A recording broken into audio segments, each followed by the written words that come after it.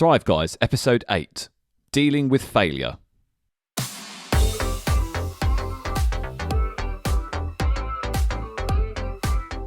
Good morning, Dan. How are we this morning? I'm very good, thank you. I've got a peanut butter shot in my coffee this morning. Zero calories, zero sugar. Oh, okay. It's not actually a shot of peanut butter. It's like the syrup kind of thing. No, it's not. It's something that was left on the side. Kerry obviously bought it a while back. And I thought I'm going to put a splash of that in, mix it up a bit because I've done my jog this morning. Yeah. Thought maybe I deserve it. And it's, I put air quotes because it's 0 calories, 0 sugar, but it tastes fantastic. And it's literally just a splash in it. So sweetened it up a bit. Nice. But we've had this discussion about not liking too sweet a coffee, but yeah, give it a go. I used to have sugar in my coffee all the time. This isn't a planned story, but I'm going to go into it now. So because you've got me started. I'm all ears. Yeah, when I was in university, I was Rockstar guava fiend. Genuinely, it was a problem. So I remember when I used to go to class, I would go to the petrol station near where I lived every morning and buy 2 500 milliliter cans of this stuff. Bloody hell. And it's worse. I would drink them on the way. This was like a 7-minute walk. It couldn't have been longer than that. I would drink one on the way. I would literally neck the thing, and then I would have the other one whilst I was in the lecture. And so that must be like 4 or 5 cups of coffee, like within the space of about 2.5 hours. And God knows how much sugar, probably about 80 or 90 grams of sugar. And so I would literally be like, yes! And then, it would come to like 3 o'clock in my afternoon lecture, and it would just be like, I'm dead. I cannot function. And one of the things that I wanted to try and do is get out of that, because that was obviously very unhealthy, right? And so I quick cold turkey, had all of the caffeine withdrawal and sugar withdrawals that you would expect. And then I went, do you know what? Probably coffee might just help stave off this punishing headache and this just like feeling of total fogginess. It was like I was in Silent Hill. It was that foggy. And so I started drinking coffee, but I wasn't drinking like, black coffee. I was having, vanilla lattes with an extra shot of vanilla kind of thing. So I basically replaced the sugary Rockstar Monster type drink with a sugary coffee. But over time, it took me 10 years, but over time, I now have coffee with no sugar, and drinking those energy drinks just make me feel really weird. So I've managed to really lower my level of caffeine and sugar as a result. That is crazy though, to sort of reflect back on that and look back at your youth and go, Jesus Christ, what was I thinking? I played a gig once where I don't know if Monster was sponsoring it or was sponsoring one of the bands, but they had crates of Monster. And I was too young then. I was probably about 15. So I just kept going backstage. I was like, yeah, I'll have another one of these. Didn't really think about what I was drinking. But obviously I wasn't, I would occasionally be able to get a beer, but I looked like a quite young 15-year-old, to be honest. Yeah, you did. So I just kept going for these Monsters, and I went home and I had probably the worst stomachache of my life. I thought, this is it. What is in that? I'm not surprised. I'm gone.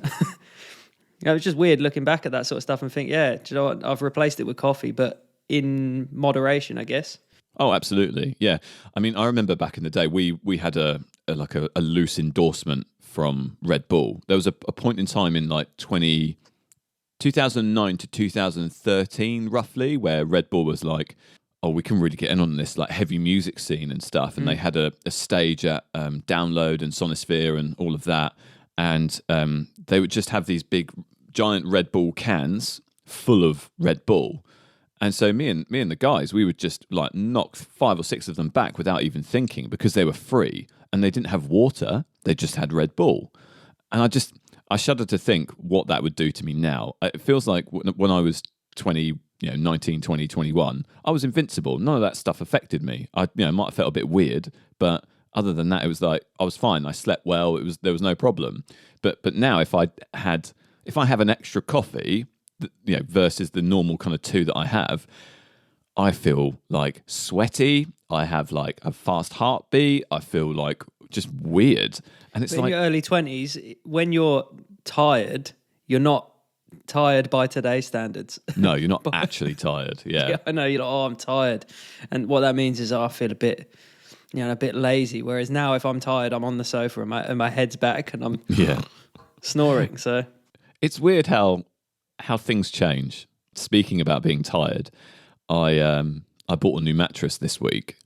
I've got a link to it in the show notes. It's the Simba Pro. Oof, sounds nice. And I'm on night 3.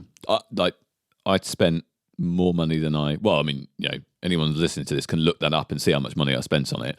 But I spent more money than I'm probably comfortable with sharing out loud on this mattress, because I've had the same mattress for the last 4 or 5 years. It's like a cheap IKEA foam one, and I was waking up in the night with a lower backache and shoulder ache and stuff.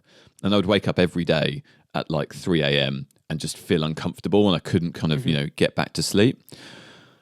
That has gone away. I still wake up in the night because I think my body is now in the habit of waking up. I think that's what's happened, but I don't feel uncomfortable. I'm not in any pain. It is it's firm and it's supportive, but it's also really nice and soft. It's so good. I can't recommend enough spending some money on something that you spend half your life on, like a mattress. I feel very middle-aged saying this, but I changed my mattress and I was literally looking forward to going to bed after that. But I've recently had the same issue where I keep getting up in the middle of the night. But really? I think it's mainly because I've made investments that I'm not too sure on. Oh, right, so okay. I end up just waking up in the night, not like cold sweats kind of thing, but you just sort of sit there and you go, oh, hang on a minute. Yeah. Hang on. And it's only since I've done that I'm just thinking, oh, crap. What else is going on in your world anyway? I've been working on a track that features Phil from the Rembrandts, which is the band that sing the Friends theme, if you don't know, which is cool. Yeah. He's doing the backing vocals on it, and I don't know if he's done the steel guitar, but yeah, he's still got it. Still got a nice voice. Nice. It was just a bit of an odd thing. Somebody said, oh, can you whack these backing vocals on it? And they had the name attached to the WAV file. I was like, yeah, sure. And I was like, who is this? You kind of there's a sense of familiarity around the voice. Yeah. So it was that's quite interesting to work on. It's a good song in general. Nice. It's been sunny. Obviously it's going to be sunny near you as well, which has been a huge plus for us. Because obviously we get out and walk the dog. So regardless of whether we're out in the day anyway. So it's been nice to go out about midday on lunch break and just go, do you know what? It's really nice and sunny, and not rush to get back and just crack on with work because you're freezing. Yeah. So that's been I've been buzzing for it. What about yourself? Well, obviously, aside from the mattress, which is probably the most exciting thing that happened this week, on your advice on one of the previous episodes, I took delivery of my Streamdeck. And, exactly. Gun noises. Has landed. It has landed. It is really cool. I'm Can really I interrupt and just say, let's talk about your initial reaction and your first text to me about the product, considering I've been banging on about it for weeks, which is, I don't know if I'll paraphrase it. Yeah. I've tried it on Apple Silicon and it's fucked. Yeah, it's that literally. was it. And I thought, oh man, what have I done to this man? I've been banging on about it, saying how good it is, but I think you found success in it, which is good. Yeah, I did. I'm just going to find the message. I just want to see exactly what I said because it was hilarious. Wait a minute. Oh man, we text a lot. It kind of links nicely into what we're talking about today as well. It does. It does. It really does. Oh, here we go. So I sent you It was late at night as well, by the way. It wasn't like a... It was 9 o'clock at night. Yeah, I know, which is late for us. We don't really communicate past 7 p.m. So no, so this was after an evening of sitting on my sofa with it plugged in and sitting on my laptop just kind of configuring stuff. Now I've got an M1 MacBook Air, and it is so quick at everything apart from configuring Streamdeck. And I literally sent you a text message at 1 minute past 9 saying, this app is a fucking mess on Apple Silicon. And you didn't text me back until the morning. You're probably in bed, but to be fair. I did see it and I had to process it because I was kind of like, what have I done? Like when you think, maybe I didn't look up the compatibility, and I've been telling him for days and days to get one. And now he's got one and it's not going to work properly. Do you know what? I made the mistake of not looking up the compatibility either. And I retrospectively looked at it, and I can't find anything anywhere that reliably says that it's to do with it being Apple Silicon. So it may just be a coincidence that it runs like absolute toilet on my computer. The net result, though, is fine, right? Once you get it configured, it works perfectly. So when you actually press the button, it's really responsive and it just goes boom, boom, boom, boom, boom. But it's just the configuring. And to be fair, I'm not a big fan of the configurator anyway. It may be that it's just a bit slow and that's why I'm not a fan of it. But I find it a bit clunky. Like, I don't like having to drag and drop things over things and then configure something. What I really want to do is just right click and go, right, add a task. I don't really get the whole. I know that they've tried to make the UI kind of user friendly, but for me, it doesn't feel quick. You can't do things quickly because I find dragging and dropping just a little bit. I don't know. It's a little bit pedestrian. I know it sounds a bit strange, but it doesn't feel intuitive when you want to do things quickly. Yeah, I mean, I really enjoyed it, but I didn't have really like any expectations in terms of the time it would take, because I ordered my Streamdeck with no sort of preconception, and I downloaded the software and just kind of set it up as I wanted to. So it was like, I actually set up my Streamdeck and then removed all of the apps and started again, because I was like, I've done this completely backwards, because I had like a folder within a folder, and I was like, but to get into what I need, I'm already having to do 4 clicks. And at that point, I could have just had it on my, in the actual folder on my desktop or wherever it is. It just made no sense. So I kind of ripped it all out. And that actually leads me on to my win of the week. Shall we do win of the week? Mm-hmm. Okay, great. So win of the week is a weekly segment that we do here where we talk a lot about process and a lot about the kind of the intricacies of things, and sometimes the actual outputs can get lost a little bit. So what we like to do every week is share with each other what we've won at this week. Let's get a bit of positivity going, because we do a lot of reflection about what doesn't work, and this episode in particular is going to be about what didn't work and what doesn't work. So let's talk about where we've won this week. So Dan, why don't you kick us off with your win of the week? So it's directly linked to Streamdeck. So we were having a conversation in terms of you using it versus what I use it for, and this is why I liked sort of putting you onto it, because I was like, you're going to have a different use and pass it back to me, and I can use some of those functions. And weirdly, I said, what are you using it for? You said, well, I'm using it to link my Notion pages. And I thought, that's a bit weird, because you kind of just load up a website or load up the app and you have to click through. Yeah. Which is when you put me onto that using Notion : / I had no idea about that. So I've set up all of my internal pages. So that the way it works with me personally is I'll set up like a personal wiki for stuff that I do for clients. Nice. So I can just click into that client from my Streamdeck and go, right, if I'm doing work for client A, I click client A, it loads up the Notion. So if I'm talking to client A and they say, we've got a new process, we need to implement it, blah, blah, blah, this is what we're doing, how we're doing it, I'll write my guide. I just click that button, start writing, there we go, upload it to that, it's perfect. So that's my first win of the week. And also related to Notion is I used it again to create a CLI guide, so that Adobe Flash is out of support now, and one of the products we work with relied heavily on Adobe Flash. Right. But the CLI has all of the same functionality, but the point is nobody's ever had to do it, so nobody knows it. So me and a good friend of the show, Bogner, just sat and went through all the CLI commands. I put them in the little code block so it looks fantastic, and split it into basic commands, how you power it on, power it off, and just shared the link with the team. And from my boss's perspective, he's like, oh, it shouldn't be in Notion, it should be in our database and all this. And I'm like, but my guide, and I like to share it that way. Yeah, I like to share it via Notion because it's good for me, and people can't edit it. So if they need to edit it, they have to come back and say, I want to make an edit to your document. You can keep an audit trail.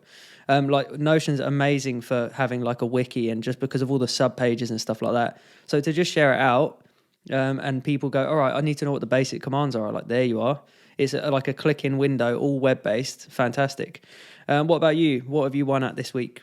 So I just want to pick on some of those things and just expand upon it, because I think you've really tapped into what Notion is great at there. Really nicely formatted wiki pages. And I don't use it that much for that, actually. I'm starting to use it more for that, but you've really tapped into something that a lot of people see a huge amount of value with Notion in, and that kind of wiki style content creation and sharing is so powerful. It's so useful. So I'm really glad that you're getting use out of it. And I'm really glad that you're also getting use out of the Notion // That's brilliant, right? So it's just like nerdy thing on the Stream Deck, right? I've got the client logo there. So literally I can look at it and go, right, I need to go to Notion. So I hit a Notion link, Notion page, and it's an inverted Notion logo, which looks cool cool anyway. It's a decent white background, black sign, or vice versa. Can't remember which one it is. I press the button, takes me to all of my client pages, and I can just hit through. And because it's got no sensitive data, I'm not concerned. It's just like all of my guides that I build. And it's like, even if I do troubleshooting for them and I'm like, they had this weird issue, I just press into that client, add it there, done. I really like it. Oh, good stuff.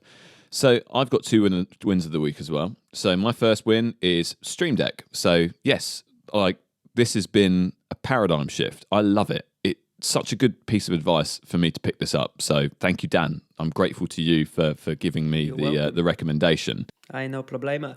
I've set up all of the things that I think I need in terms of the contextual computing stuff that I'm really excited about talking about in a few weeks when I've kind of bedded this into my workflow. I've got all of my timers set up, which link into Toggle, which is the time tracking that I use. I've got one button that sets up my podcast workspace, which has Discord, which we use for the video chat, Audio Hijack, which I use for recording, and Notion on the left-hand side, which we use for our show notes. So that actually just, with one button, just goes boom, and it just sorts everything out in the right place. And it's because it's not actually Streamdeck that's doing it. It's a Keyboard Maestro shortcut that is basically setting it up. I've just bound the keyboard shortcut to the Streamdeck. And I've done that basically for pretty much everything that I use the Streamdeck for. So, I've got one here that if I go into it, it opens up a file, and then it puts that to the left-hand side, and then it opens up a web page and puts that to the right-hand side. That's just a keyboard shortcut that I've set up in Keyboard Maestro. But it's just a nice way of, because I'm gonna have so many keyboard shortcuts that I'm not going to be able to remember them all. But if I've got a nice handy little button here that I can use to do them, then that's great. It's just cool. I like it. It feels like I'm in the Starship Enterprise. We had this discussion about it. Like, sometimes you just get joy from it. Like, you just I have it on my desk, and I almost can't function without it now. But I just like, if Kerry's like, well, we're going to take the dog out for a walk now, I set myself to away, and I just press the lock button, and that's it. And my computer just locks down, and I'm just like, goodbye, instead of having to do Windows L, whatever it is. The only thing I'm not sure of yet is because I haven't set up the Stream Deck on my Mac yet, but I've got a load of production functions because I want to have just like a record button and stuff. Nice. So I'm interested to see how that works with Logic or any sort of DAW that you're using. But that's what I want to test next. Well, you combined a keyboard shortcut. So there'll be a keyboard shortcut in Logic. So if you set up a profile, that profile can be linked to an application. So when you switch to a different application, it will just switch all the buttons based on that profile. So you could have like a Logic profile, which then when you're in the active Logic window, it will change all of the buttons. And so you've got you record, play, pause, etc., anything that you want to sort of assign. But Logic's great because there's so many keyboard shortcuts, so you can just map the keyboard shortcuts. Yeah, like R is for record, space is play, pause, so it's like you could just use that. But it also is just like impressive for clients if if we're in a position where people can sit with you, if you're just like, yeah, I'm ready, and just tap a button on the side. Even if you put it flat on your desk and just used it as like a control desk, you could even control MIDI with it, I guess, to some point. Use it as a sample pad. People do that. Yeah, people do that. I've seen it's actually on the Elgato website where they kind of show use cases for it. And it's not just for streaming. They've got productivity ones in there, which is basically what I'm using it for. But they've also got people who have used it as MIDI controllers, which is ideal, right? It looks like a little sampler. It reminds me of like a little drum sampler. Obviously, it's not got the same kind of buttons, but it's the same kind of deal. And so actually, I think it would be quite useful for it. So, yes, that's good. My second win of the week is, for the third time in my career, I have surpassed... I was actually going to add a trumpet sound. You beat me to it. I've surpassed £1 million in revenue in terms of order intake. And I've got, we're in Q3, our financial quarter, Q3. So I've still got, another 4 or 5 months to run at until the end of the financial year. So yeah, dead chuffed with that.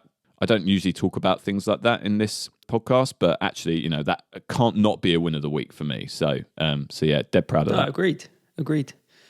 And it always bothers me about a sales perspective because you still have to keep working. I would love to have a target where I could be like, my work here is done and just take 6 months off now and be like, feet up.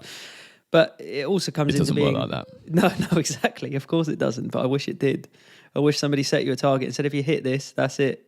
See you later. Go live in the Bahamas for 6 months and I'll see you back here in January. Yeah, see you back at the start of the next financial year. Yeah.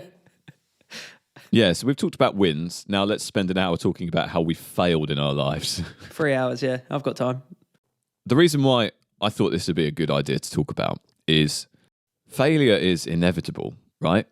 And I like to think that in the other things that we've shared with the world so far with our episodes and our writing is that it's pretty obvious that we don't consider ourselves a finished article. You know, we try and give some advice in terms of what we've learned. But how have we learnt those things? Typically by being clumsy and, you know, making mistakes and learning from mistakes. And one of the things that I love about my career and actually generally about life is trying new things and being clumsy at them and failing at them at the start before reviewing and refining before becoming what we call unconsciously competent. And so in this episode, I thought it'd be interesting to discuss kind of what failure means to us. Like, let's define it, you know, because we've probably got different bars in terms of what success and failure is. But also, let's talk about some examples of some of our more catastrophic failures, let's say, in our lives, and ultimately what we learnt from them. So how did they make us better, and what positive attribute did we take away from them moving forward that became part of our identity? So that's kind of what we're going to do today. And so I'm going to hand over to you, Dan, to start. So I tend to define failures not as something that's completely static, not like a yes or no failure. There's obviously times where it is a failure. Have you hit a deadline? Yes or no? Yeah. That is, I guess, in some ways a failure, right? I need to get something done by tomorrow. It's not done. That's a failure. But the important thing is to not sit and kind of ruminate, as I mentioned in an earlier episode, on that failure and just kind of sit there and say, well, what can I do to achieve that now? Obviously, if you missed a deadline and that was the only time you could do it, then, you know, I'm not sure what you can do. But like, I define failures...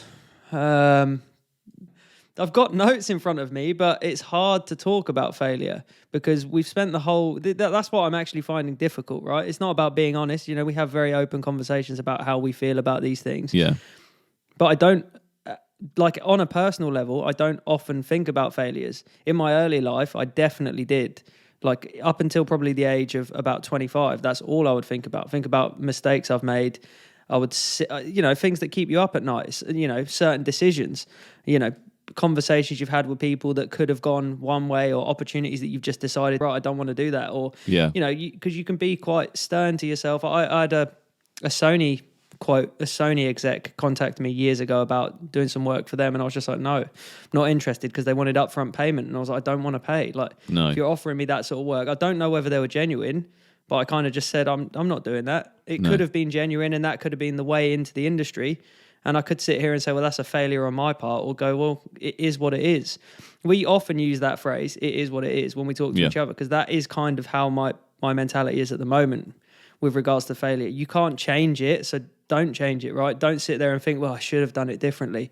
I should have spoken to that person, or I should have done a project with that person. Because, you know, likewise, in both of our lives, we've been in a similar industry when it comes to music, similar circles, and you know the sort of artists we've played with or have been associated with and have spent time with, and you see some of them go on to be hugely successful, but why would you sit there and like hear them on the radio and go, oh God, that could have been me, that could have been, because it's not that way. That's their decisions. They could have given up so much behind the scenes. And that's the point, like even in our podcast, and I'm not saying we're guilty of it, but if you listen to our podcasts from episode 1 to episode 8, you'll hear that all the stuff we're talking about is the good things, which is because that's what we want to do. We want to talk about being productive and being functioning members of society, I guess, and improving on what we do. But it's hard to sort of sit there, especially in a social media diverse world, for people to just go online and be like, oh, failed my driving test, or, you know, oh, got in an argument with someone today. Nobody really does it, or you get two ends of the spectrum. I don't think necessarily it's important to share failure. I think it's important to learn from it and see it as an opportunity to better yourself. So perhaps it's worth us talking about the times that we failed, the examples that we've reviewed and kind of reflected on, and that will help us better explain how we deal with failure. So, shall I start with the musician times? Yes, please. So I agree with you, Dan. I think defining failure and all of that is quite hard, and I think that I don't fail very much anymore. But when I do, I want to fail quickly so that I can then learn from it. And I don't think that I was always that way. And in particular, one of my first kind of major, I guess you could call it a failure, is my failed music career. And I kind of say this with my tongue in my cheek, right? Because if I'm really honest with you and myself and with everybody listening, I don't necessarily consider my time as a working musician a failure as such. I played in a shouty, angry, angsty band in my late teens and early 20s, and looking back, it was never going to be a forever thing, purely because of the niche that we were in. You know, I can't imagine being angsty now. I am so chill, I'm almost horizontal. And that's not to say that we were actually any good. We were pretty mediocre as well. So even in that niche, we weren't doing the best of what everyone else was doing. But I spent a good 10 years touring, playing to ultimately nobody in pubs and clubs, and playing for promoters where they would always try and get out of paying us, literally get out of paying £50 for the entire band to play, and then driving home in the dead of night to catch a few hours sleep before getting up for my retail job the next day. So it was pretty brutal, I think. You know, and you've done a similar sort of process, I suppose you could call it. Yeah, for sure. I'm sure there are thousands of other people who have done this exact same thing, because I've met a lot of them, and they loved it. They loved the touring life. They loved all of that kind of stuff. But for me, it was not such a fun experience, and to be honest, that was completely my own doing. I didn't let myself enjoy the moment. See, this is where we differed. I actually read your show notes this morning in terms of how you approach these things. And this is why I find it so difficult to look back and kind of define some of the failures, because I just didn't. I did not learn from them. I didn't acknowledge them.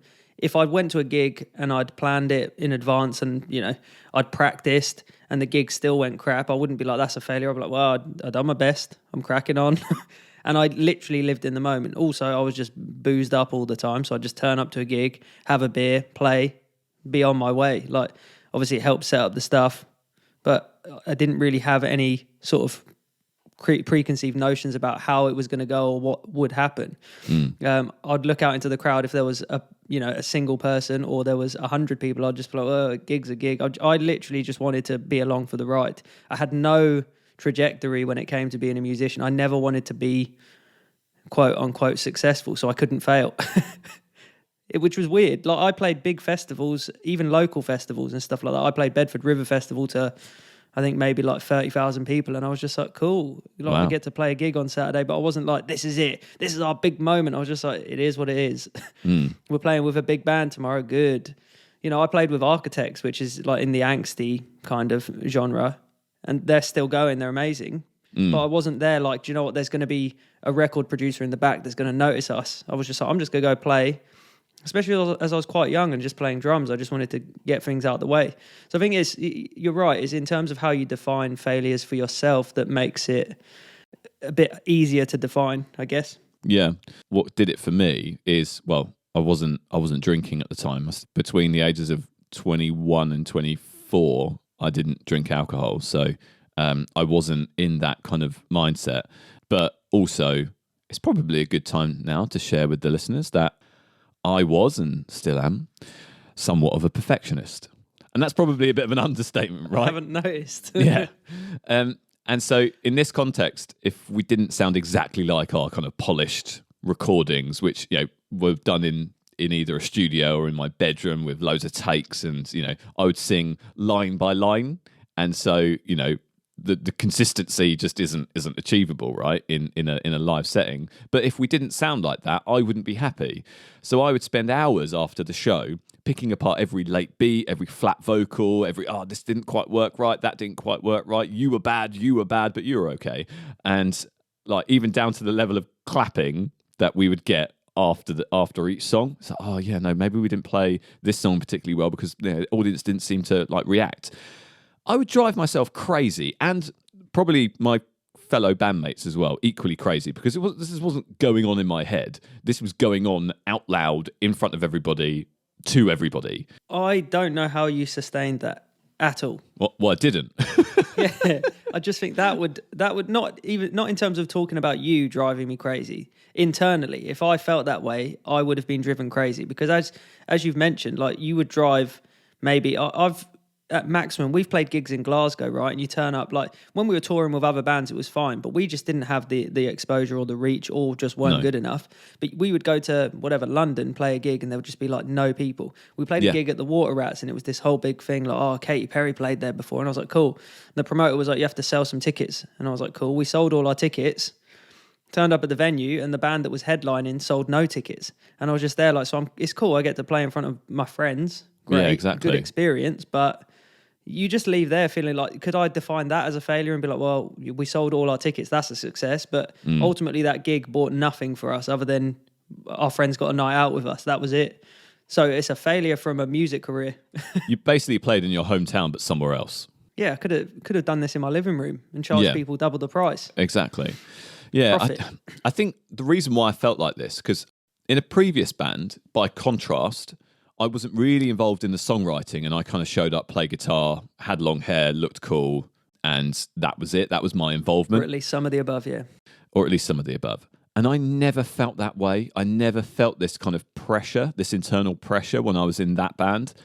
And it was only when I had a personal stake in the kind of creative endeavor that we were doing. So, in the band I'm speaking of, I wrote all the music. I was singing as well. And so that's quite a personal thing. I felt a lot of personal internal pressure in terms of these are my things that I'm sharing with the world. And that was really quite difficult on not my mental health. I don't have mental health. It was difficult on my mindset, right? Especially when you ultimately have no control over how successful you'll be in that kind of creative endeavor. One of the primary things that I really struggled with back then was investing all of this time and effort in creating and refining, and then driving 4 hours to showcase the fruits of our efforts to 4 people, the barman and a pub dog, and then a 4-hour drive back, literally feeling dejected and just feeling demoralized. That feeling, though, in a way, was fuel to me. So every bad show that we played just made me want to just go harder. And it was like rage. I was like fueled completely by rage in terms of like, I felt such a sense of injustice that I would put it all back into kind of the songwriting that I was doing. I really sound like I'm a riot at parties now, don't I? But so that was a big negative point in my life. Although I was doing all of this cool stuff, it just, the way I was perceiving it was just like, oh God, this is so hard. Why is this so difficult? But there are 2 positives that I took from this, and 2 positives that actually have stayed with me until today. And I credit so much of my success in what I do now to what I learnt back then. And I'm really grateful actually that I had this experience, because I don't think I would be the person that I am now without this. Yeah, this was going to be one of my questions, to be honest, is you have all this, I say negativity, you have all of these failures that you attribute to, being in a band and all of that, those teen years. Because we had, as I said, we had a very similar kind of music life in terms of what we were doing and how we were involved in the creative process and stuff like that. But when you actually look back at all of that, if somebody said, look, you can change all of your failures, would you do it? And the answer is probably, for me, it's a resounding no, because it kind of leads you to where, like when it comes to your failures, you can now just choose to ignore them. They were years ago. without sounding like a dick, get over it. Like, Well, sure, it's nice to absolutely. understand them, but yeah. I think failures often are more valuable than success because you know and you learn what doesn't work, right? The reason why this stuff gets me excited is the review and refining of your craft. So let me kind of give you the examples, my two positives out of the failed musician Joe Page. So despite the fact that I must have annoyed the hell out of my bandmates with my book reports after every show, thankfully I didn't actually write them down. I think my career in music would have ended far more prematurely than it did if I had given them reports at the end of it with a letter grade. I actually don't think I would be here now. I think I'd be beaten up or worse. Yeah, you're dead. Yeah. Yeah, I'd be brown bread, mate. I learned from this that there is massive intrinsic value in constantly reviewing your craft and your process in order to maximize your outcome, right? So I wanted us to be a great live band. That was my end objective. I wanted to be on pitch when I was singing. I wanted to be really tight, and I just wanted people to come away saying, okay, I might not have liked the music personally. It may not have been to my taste, but damn, they were a good live band. That was always like something that I was really striving to be. So I spent all of our rehearsal time reviewing the things that didn't quite work in the live set. So, focusing on small elements that we needed to work on, like even, just a bridge. Okay, that bridge didn't quite work. You're not quite playing what I wrote right. Let's see what you're doing. And let's just kind of practice in the rehearsals and constantly give feedback until we were unconsciously competent, to use that phrase again, at getting those bits kind of nailed. And I really feel like that we got there towards the end. When we were really kind of in the flow of the touring schedule, we were a great live band. We really, people might not have liked our music, but we were damn good at playing it. And so I've taken that learning into my almost 10-year-long career in software sales. And that mantra, that learning, is focus on the quality of the input. So just like in music, you can't control the outcome of a sales process. You can stack the deck in your favor in terms of the way that you show up to it, but you can't actually control the outcome. So, you're dealing with a number of things that ultimately are just outside of your control. And those are primarily other people and their decisions. You can influence someone's decision, but you can't control it. But what you can control is the quality of your preparation, your questioning, the relevance of your presentation to the prospect or to the customer, and your understanding of their buying cycle and their decision-making process, and all of that stuff that will basically stack the deck in your favor to make sure that you can predict with some level of certainty whether you're going to win that bid or not. And refining that constantly, learning from each interaction that you have, and actually being consistent with the output of that learning, and being consistent with your process on each and every engagement is, in my opinion, the best way to stack the deck in your favor. One thing that I wish I knew when I was 20, and this is something that I really struggled with, is to let go of the things that you can't control. I think I would be a much happier young man if I released and just let go of the things that I couldn't control. I can't control, you can't control whether someone's going to like your music or not. Can't control that, right? And that's really hard thing when it's something that's so personal to you. I wish that I could have just let that go, like I do now. I don't take things personally anymore at all. So that's my first kind of main learning, which is so valuable. I think that the second point is much more straightforward. It's just work ethic. Like, being in a band taught me that you have to work really hard for what you want. Right? Being average is easy. Being good is hard, but being excellent took every fiber of your being and continually engaging and reviewing what you're doing. And our hard work did pay off in a way, and look, we did achieve some success, some limited success. We played the UK festival circuit in 2011. We got signed to an independent record label, and we had a load of press in the metal magazines, and we ended up releasing an album that was in HMV. And I probably bet that they still have that in stock from when it was released in 2012, because I think we probably sold less than 100 copies, but that's okay. That small flash in the pan just felt so vindicating for me. It made all of the hard work it paid off. It was like, right, that's a big tick, big green tick in the box. And it was one of the things, those kind of main things, getting an album in HMV, playing some festivals, getting some press was I'd be satisfied if, this was all I did. And, our lives moved on in the years following that. We ended up, stopping it in early 2013, and we all moved on to other things. But because of that and the learning that I got from ultimately a failed endeavor, I look back on that time very fondly. And so, if I was to encapsulate why failing is so important to maximize in terms of the value, that would be what I would say to someone. It's a long answer to a short question, but that would be what I say. It's really weird because of the camaraderie of a band. Like I'm still in a group chat with my most recent band, and we always talk. But there was this whole element of like, if you failed together kind of thing. Yeah, which was absolutely massively valuable.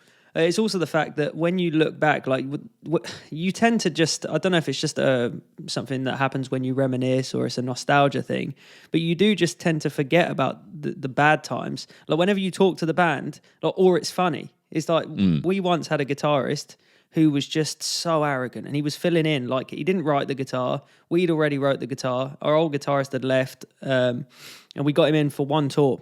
And I'm not going to mention him. Like he at his core, he wasn't a bad person. But we got to the point on the tour where we were so angry, we just threw him out the van. That's it, done, gone.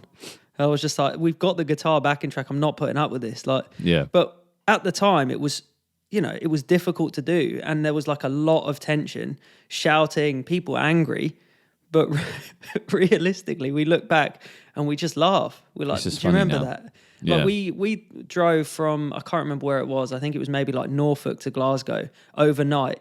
I feel so bad for the guy that was driving because he's just an absolute trooper. He just smashed through. He was like, we'll do it. We'll go. Nice. And the way the van was, we were sat in the back of like a Vivaro, and it was freezing. Like we had layers upon layers. We were all like hunched up, cuddled up, trying to keep warm. It was that cold. There was snow on the road. It was really bad. And I remember just like getting out. I slept at the venue before we played. I said I need somewhere to sleep, and I didn't even have like a back room or like a green room, whatever you want to call it. I just laid on the bench at the back of the venue whilst the gig was going on. I just put some earplugs in and laid completely curled up in a ball at the back. I was so cold. I wasn't ill as such, but I was frozen and I was so tired. And I kind of just think like, I remember feeling dreadful before I went on stage, and like having to sort of like pull myself up, have like a beer, whatever, go up on stage and perform. And I managed it, and it was a good show, and it was quite a good turnout. So it was all kind of worth it. But honestly, I just remember thinking, and now you tell the story and it's like, that's actually quite funny. It's like a memory that, it's something that you hang on to. We all talk about that at some point and kind of reminisce on it. Time has a funny way of making these very, very important things at the time feel actually not that big of a deal at all. And that's something to always keep in mind, I think. If I was to give anybody a short piece of advice, it would be, it's not going to be as bad as it is now when you look back on it 5 years from now. These massive, important failures and, oh my God, my life is over. Look back on it in 5 years and tell yourself that in the moment, where it's like, I'm going to laugh at this in a year's time. And it just makes you feel so much better, I think. It might not work for everybody, right? But it helps you interrupt that pattern of ruminating. Ruminating is a theme in our conversations, and it can be good, but it can be bad. Yeah, it's something I've been guilty of for years, is that you just think and think and think and think, and you're just like, well, why am I even concerned with this? It's not a part of my life. Or you'd think about something that happened with someone that you haven't spoken to for 5 years, and it's like, we haven't spoken for 5 years. Why is this suddenly in my head, and why am I still thinking about it? I've got some sort of recent failures, but there was one I wanted to talk about. I'm excited to hear about your failures, Dan, I must admit. Yeah, well, one of my failures is a bit of an odd one, because work is kind of littered with failures every week, because there must be a quote failure of some sort, because you spend 90% of your time at work, right? There's always room for mistake. You don't come out of a week and go, that was 100% success. You don't tick off a box and go, I have been a success. Nobody, some people might, but I don't finish work on a Friday and go, congrats, Dan, you've been a success 100% of the time, and give myself a gold star. So as you mentioned before, it is inevitable. But the thing with productivity is about like at least minimizing these and kind of trying to be aware of your failures and acknowledge them instead of just letting them swim on by. So I would like to share my experience about leaving my job, my current job. I left for pastures anew. I don't know if we'd ever talked about this. Maybe we did at the time. So I left my current role to become a design consultant for another firm who does something else. I'm trying to keep it very vague because people can always find out, but whatever. So I worked as a consultant for 6 months. And in that time, I'd bought a house. I had moved into my house the week before I started that job. Oh, wow. Or the way it worked. So I moved into the house, got the keys to my house on the Friday. And then the Monday in that job, I had to go to San Francisco for 3 weeks. Oh, my gosh. And I was just gone. That was it. So I was like, well, Kerry, you're welcome. We've got a house now. She was really concerned about the house. Yeah. And I was just like, goodbye. Had so much to do. So I went to San Francisco, came back. I'd worked on multiple projects, which was a success. But the job was kind of being a consultant and going out to site and speaking to people and assessing what they need and then building it. At its core, it's a good job to do. Yeah. But yeah, from that, it would be then going to Malta and then sunny Birmingham and then Poland and Scotland. And I just decided that that's not for me. Like, I'd done it for 6 months and I don't want to do it. And I came back to my old job. And the reason I think this is a good kind of anecdote to relate to is that from the outside, if you look at it sort of vaguely, it's a failure because I've left my job. I've gone to try something else for 6 months. It hasn't worked out and I've come back. But when you look at it for its successes, I got to travel, I got to learn new technology, and I was successful in what I was doing there. And I left it ultimately for personal reasons because I was like, that sort of work is fantastic if you're single. And I don't mean that in terms of you get to go out and meet women. Yeah. Because when you're traveling and you're in a different time zone, but you have a girlfriend at home and family at home, it's difficult to try and separate from that and just focus on your work. Not because you're worrying what they're doing or what they're up to, anything like that, but like you're wondering how they are. You miss and you them. have that responsibility. Yeah, and you miss them. You have that responsibility to be checking up on them and say, how's work been for you? I might be on the other side of the world or I might be in America, wherever I am. You still have to, it's not an obligation, but you feel that you want to speak to them and crack on, which is not possible when you're traveling all the time. And it was just, site after site in different places. And for me, it was just the wrong culture as well. So, like, as a whole, I kind of look back on it and say, well, what were the failures on that? And it's, I've gone to another company and I've come back. That could be seen as a failure. But for me, I learned so much from it in terms of what I want to do. Because I did say for years, like, I would love to go traveling and work on different sites, and kind of trying it out actually makes me think, unless you're taking someone with you, like even now, I can't imagine being away for 6 weeks and just sort of Skyping in or, having a Zoom call, Discord, whatever, and just saying, yep, still alive, I'm going to be here for another 5 weeks kind of thing. You kind of want to enjoy your life with your partner or your family, whatever it is that you do. So, yeah, I think giving something a try and it not working out is still... I try and not define that as a failure. Say, for example, you decided to leave your firm and say, do you know what, speak to your boss, leave amicably like I did, and just say, I want to try something else, not necessarily even go to a partner or to another company. You say, I want to start my own business. You try that for a year, you make sweet FA, so you've got no money coming in, and you call them up and say, hello, boss, I'd like to come back. I've tried it. I didn't do too good. You can arguably see that as a failure and say, I failed to build my own business. Or you say, I succeeded in trying something. It's about how you phrase it to yourself as well. Like if you take a year off and try and succeed at starting your own business and it doesn't work out and you have to make the decision to go back to a firm, great. You've tried and it didn't work. You've tried to thrive on your own and it didn't work. So maybe that's not for you right now. You can always just make another decision and try again. I totally agree. I could not agree more. And I think you have touched upon something here, which is the fundamental nub of why failing should not be seen as a negative thing. Because, take your example, right? You thought romantically that you would want to do this, professional services job where you would go and travel and do that kind of work.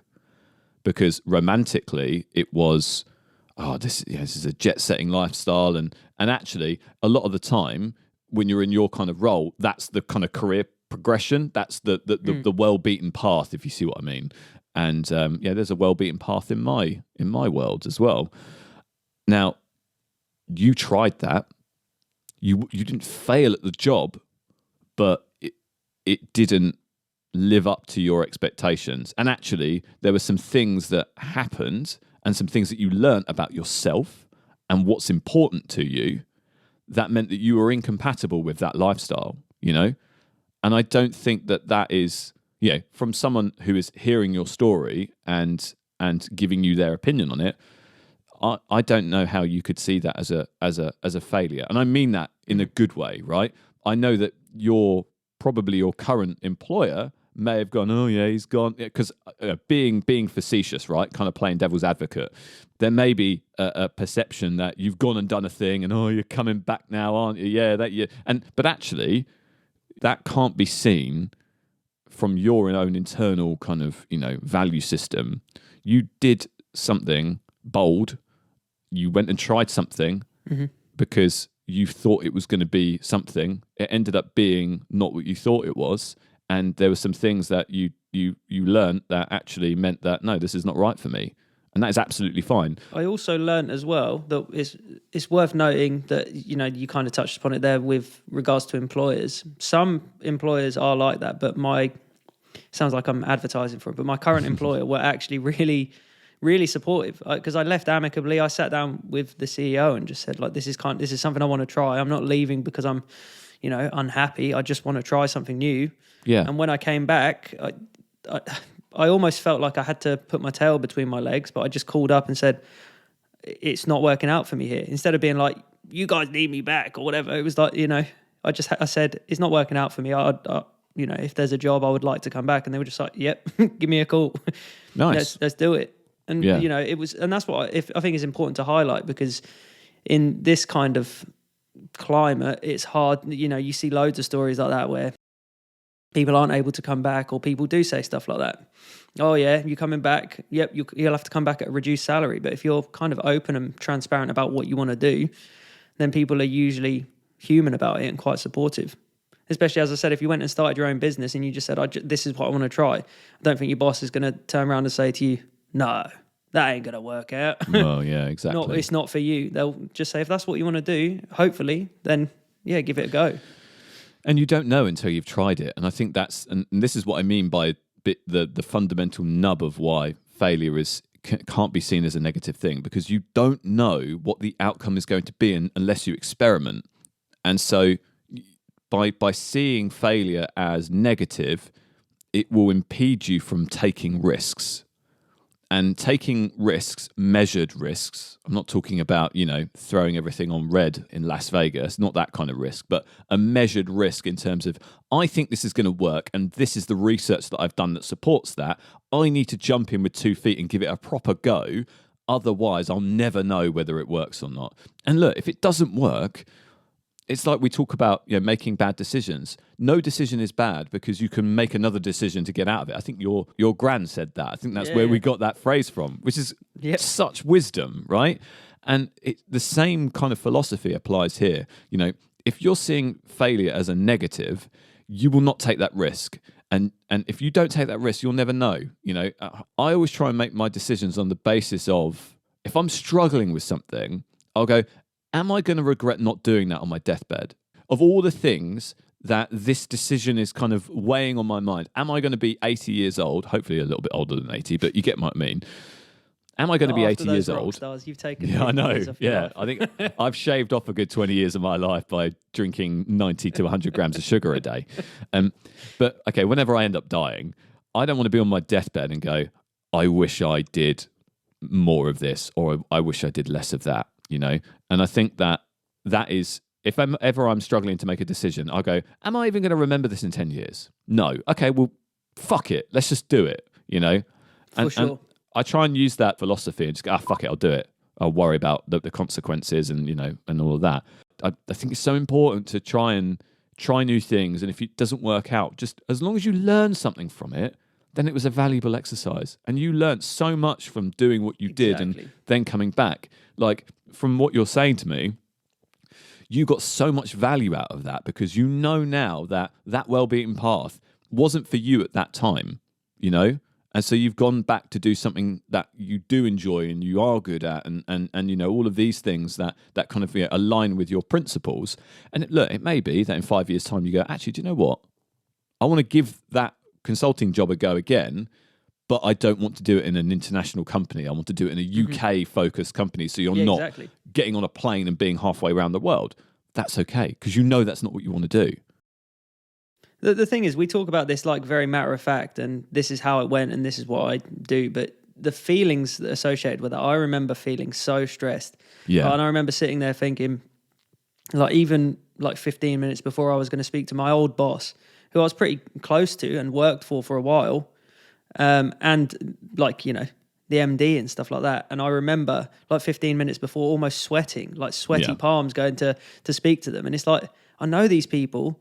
Like, you always, when you look back on these memories, you almost forget to associate the feelings to it. You just kind of, you do talk about them, even your failures, just as, yep, I failed, whatever, get on with it. And I quite like that term, the fuck it philosophy, because, I mean, I tend to use it more vivaciously, I guess. Like, I use the yes man philosophy, where I don't want to, maybe it's not fear of missing out, but I don't like thinking, oh, I could have done that. I say yes to almost anything that gets offered to me. Dan, you do have FOMO. I'm gonna, as your friend, you do have FOMO. I know you have it. I just say yes. Just, you say yes to literally everything. I know. But that's okay. It works for me. And some of those don't work out, but whatever. Yeah. Yes, I'll do it. It's like, and I'd use that in production. If somebody says, can we add a tambourine there or whatever? Can we add a triangle? I go, yep. If it doesn't work, I take it out. If somebody says, I want to put a guitar solo here, yep, cool.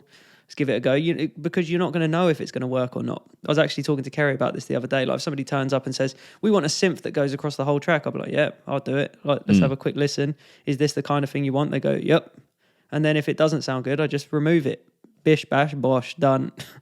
I could have learnt a lot from you when I was doing producing, because I had a very rigid way of how I thought things should be. And I think looking back, one of the things that I could take as a learning from that is, don't always think you're right, because actually I may have been able to make overall better productions if I had listened to ideas that I weren't quite sure of, and just giving it a try and seeing if it worked may have ended up with some of that kind of magic that happens in the studio, where you just try something and it's like, oh, that sounds so cool, and it changes the course of the track. Yeah, I missed that. There was a guy that came in to sing probably about a year ago, and he sang one line from the chorus, and he was like, I could do it better. And I was just like, I promise you cannot. And I stopped him there, because, like, you just get that feeling when you hear someone sing something. I was like, that's it. Like, that's the take. Yeah, and that's the take. I'm getting like goosebumps even just thinking about that moment. That's ridiculous. I love that. It was so good when I just said, yeah, give it a go. And it was honestly like the first take. He just said, like, this is kind of what I want to do with the chorus, sang it. And I just thought, wow, you're not going to sing that any better. We could spend days doing this. And there was something about it, like the tone of his voice. And I thought, and even if it's just the room as well, something felt right about it. I was like, wicked. And that's what I'm missing at the moment. But when it comes to producing, I've had so many failures. Like, huge amounts of failures, but that's kind of how I've learned. Like, you'll send someone a track and you'll do something to the bass, and they'll be like, I don't like the bass. And it's like, really, you have to listen to consumers. You don't have to listen to other producers, because other producers will say, yeah, put another compressor on that. Maybe add a de-esser on that vocal. And it's like, yeah, cool, I get that, but that's not what I'm asking for. I want to hear how that makes you feel. You send it to, I don't know, your parents, or like I use Grub as an example for sending songs to, because he's overly critical. Yeah. And knows nothing. He knows nothing about music. No, he doesn't. He knows nothing about anything apart from Ethernet cables and switches and the video game Dead by Daylight. He knows too much about that. I've got a couple of failures that I've listed here. Okay. Regarding, I had a whiteboard that I was super keen on and just failed to use. I was hell bent on getting a whiteboard, and I persuaded Kerry for weeks. I was like, I want to get a massive whiteboard. I drilled it into the wall. It was hung up in my bedroom, and all I'd done was write some projects on it that I never amended, because I used something else to manage my project. So if I was doing any production work, it would go on the board.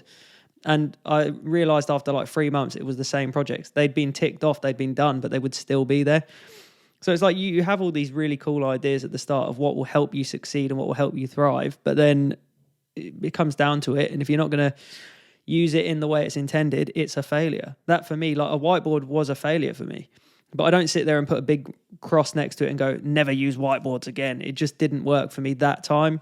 It's important to understand that sometimes, you know, as you said, like learning from failures. Like when I first started using Notion, it was just a dumping ground for me. So I left it for a bit. And same with Todoist. I failed to use Todoist because all I'd do is put stuff on there like get milk. Then I'd go get milk. I wouldn't tick it off. And then it'd be like, you forgot to get milk every day for 3 weeks. And then I'd go, all right, tick. I have actually done that. So until you change your mindset towards it, it's kind of difficult. And so, yeah, with Notion, as I said, it was a dumping ground. And now I use it solely for wikis and using it to share information. Like, even if we were talking about this, we could maybe just share the show notes from Notion and be like, here's the link to the Notion, because you can publish it to the web and just go, there you go, have a look. This is what we talked about. Yeah, absolutely. I think you've touched upon something a little bit there where using the learning that you learn from failing, that's kind of like the crucial bit. And I think sometimes, you know, so like you learned that, okay, whiteboards aren't the way to get you to do things, right? They're not, that they don't resonate with you. And so if you kept kind of trying to lean into it, then maybe you would have worked, but that intrinsic kind of initial feeling you just didn't get. Like I got that initial feeling from Notion, and it was probably because actually I followed a programmatic setup of it. You know, I watched August Bradley's YouTube channel, and he basically said, set it up like this, and yeah, you can have a life operating system. And I said, okay. And I set it up broadly like the way he had his set up. And that has now evolved over time as I've become more familiar with what I need and also what the platform can do. But I had a framework to work within to start with. And I think learning from those kind of little iterations and like, that didn't quite work. Okay, how can I refine that? My refining and reviewing process is kind of broadly what I'm saying is that's the most important thing to get from failures. And I want to share my final story, I guess, on this, because I think we've got a little bit of time to do that still. Yeah. And it's a professional failure, and it's within the context of not learning from what I've learned from past mistakes. And so I'm going to call this the year of the grind, 2019. So 2019 was the only year that I didn't hit my quota. Boo, boo. I know, it's terrible, isn't it? It's the 1 year out of nearly 10 years that I didn't hit my quota, but you know, there we are. You can't always be firing on all cylinders. But this was probably one of the most valuable years of my life in terms of life lessons and of professional lessons. And actually, it taught me and showed me how good I am at what I do. I know that sounds like, you know, ridiculous and arrogant, and anyone who works in my company listening to this is going to be like, what a tosser. But like it kind of proved to me and to myself, okay, I can do this. I can work in a tough environment, and it's not just the circumstances, it's my own aptitude that is making me successful. And that was really quite important to me.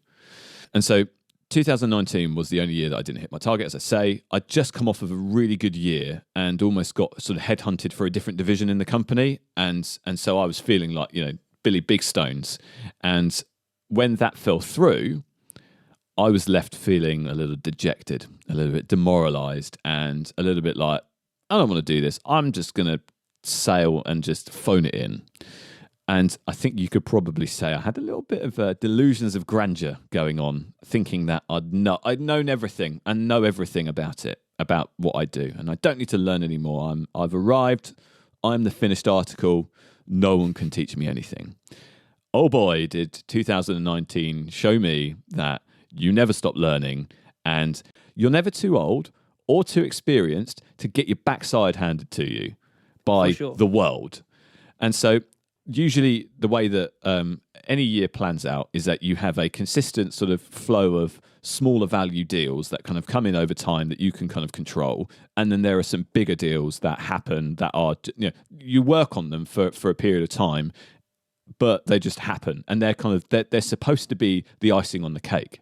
I spent a lot of time relying on those big deals to get to my number, right? Because I would find them fairly often. 2019 was the year that I didn't find one of those. And I had to grind out what was my biggest quota of my career, because I'd just come off of a 170, 180% over performance. And so the company I worked for was like, all right, you know your stuff. Here's a big boy target now. And I was left feeling a little bit like, oh my God, how am I actually going to do that? Okay, I need to get some of these big deals, and then that will kind of, make up the numbers. So to provide some context, right? I did 6 deals that entire year. And honestly, I did about 60 deals. So only 10% of them were over £10,000 in revenue. So you kind of get a sense of, okay, I only had these 10 deals, 6 deals rather, that were over 10K. So everything else to get up to, I think I did 95% of my target that year. Everything else was just these lots of volume, small deals. And it was just literally hustling the entire year. And that is exhausting. And that just took so much effort to get to that place. And what it taught me is I lost my focus on the review and the betterment and the focusing on the quality of my inputs and the outputs looking after themselves. And because I lost that focus and I took my eyes off of the process and my engine, my output suffered as a result of that. And so what I did ultimately is I stripped everything back, and I really tried to understand what makes me successful. I kind of literally looked at it from the ground up. I looked at all the data and I said, right, okay, I need to change the way I grind these out, and I need to not focus on these larger deals to kind of make up the numbers. I need to make sure that what I do with this business as usual stuff is enough in terms of quantity and quality in order to get to my end goal. And then if the bigger stuff happens, then that's the icing on the cake, right? And the reason why I'm in the position I'm in now, where I'm far, far ahead of where I need to be, is because I have that mindset, right? I focused on all of this business as usual stuff, all of the smaller things, and made it such that the quantity and quality of these deals in terms of value, in terms of all of this stuff that we need to kind of consider, is enough to get to my quota. And then I've been fortunate enough that I've had some larger deals that have actually happened this year that have then accelerated, and those are kind of the icing on the cake. And by changing that and kind of getting back to basics, I suppose you could call it, that taught me so much. And I think sometimes you have to go through the process of getting your backside handed to you and being like, no, you're not as good as you think you are. You're not the finished article. I mean, at this point, I was like, how old was I? 29, something like that. Old enough to know better. Quite the contrary. I'm probably old enough to know better, but actually I don't have the experience of someone who's been doing this for 20 years.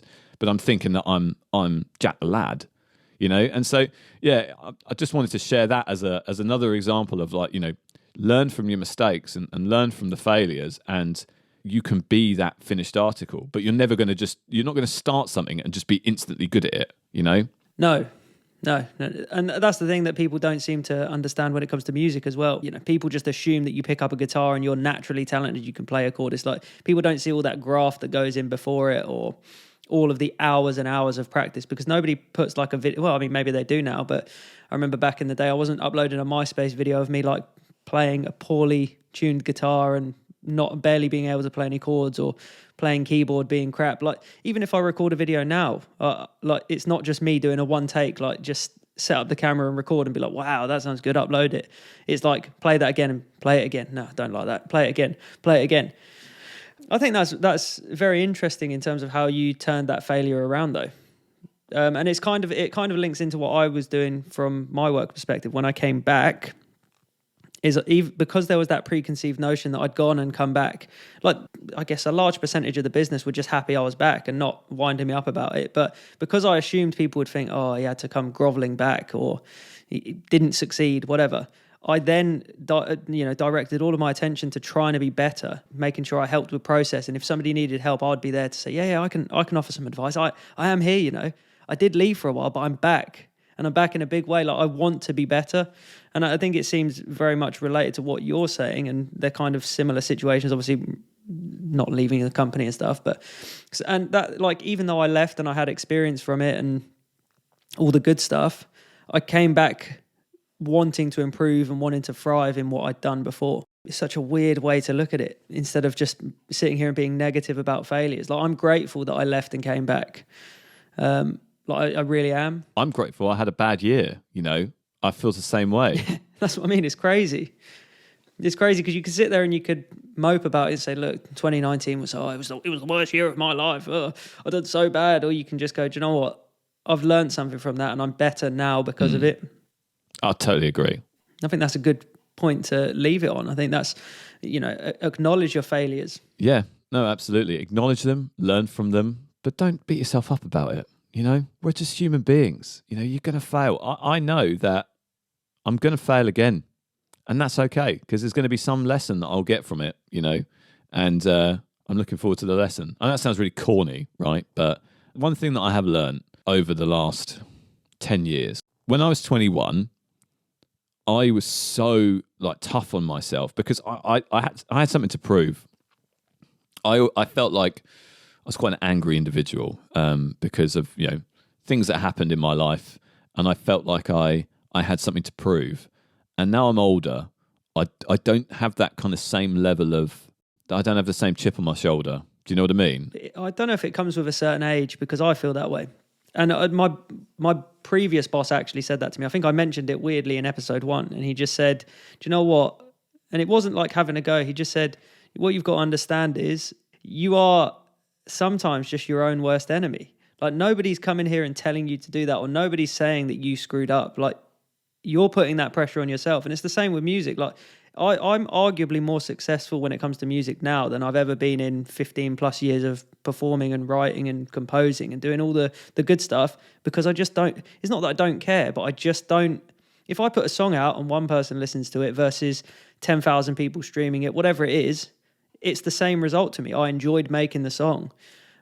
Or I enjoyed working on that project. Like I don't release a song for someone and then check the streams in 6 months' time and go, oh, that's underperforming, or that's doing better than I wanted to do music for the process of doing music, which is why it's a bit difficult in lockdown, because being creative is stumped.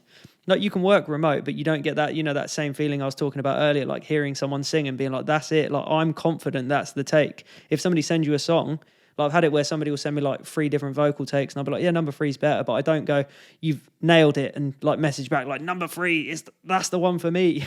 Yeah, I know that feeling very well. It's like that, it's like, come on, like that. It's like, yeah, I totally get that. And you won't get that just listening to a dry vocal take.